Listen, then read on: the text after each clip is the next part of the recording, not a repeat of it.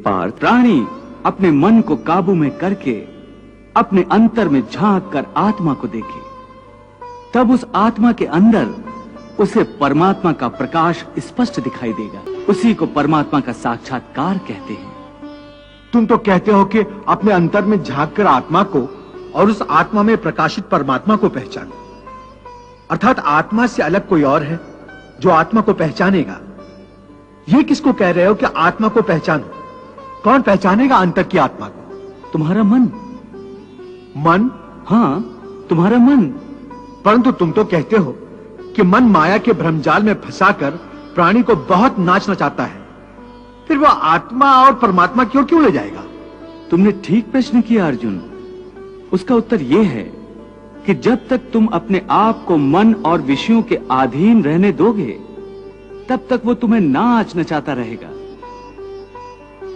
हे पार्थ, मनुष्य का शरीर एक रथ की भांति है। उस रथ के जो घोड़े हैं, उन्हें मनुष्य की इंद्रियां समझो, जैसे आंख, नाक, कान, मुख, जीवा आदि। उन इंद्रियों को, घोड़ों को जो सारथी चलाता है, वो सारथी ही मन है। और उस रथ में बैठा हुआ जो उस रथ का स्वामी है, वही आत्मा है। मनुष्य की इंद्रियां अपने विषयों की ओर आकर्षित होती रहती हैं और उसका मन इंद्रियों को उनके विषयों की ओर ही दौड़ाता रहता है। यह तभी तक हो सकता है जब तक जीवात्मा अपने मन को अपने काबू में ना लाए।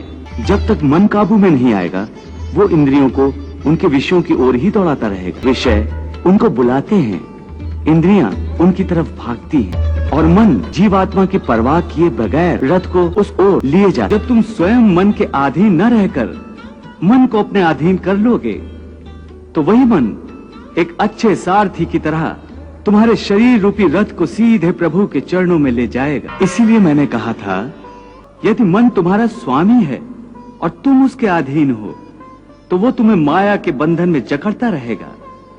और जब तुम मन पर काबू पालोगे और उसके स्वामी हो जाओगे, तो वही मन तुम्हें मोक्ष के द्वार तक ले जाएगा।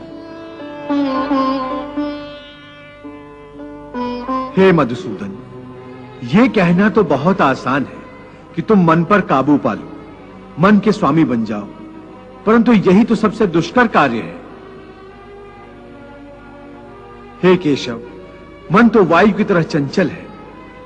जिस प्रकार बहती हुई हवा पर काबू पाना असंभव है, इसी प्रकार इस चंचल मन को अपने अधीन करना अति दुष्कर काम है। यत्र विश्वम भवति एक नीडम, अर्थात समस्त विश्व एक घोंसला है और हम सब उसी घोंसले के पंछी हैं। एक कैसा विलक्षण जीवन मंत्र, कैसी विशाल भावना, जिसमें विश्व की कई समस्याओं का समाधान है।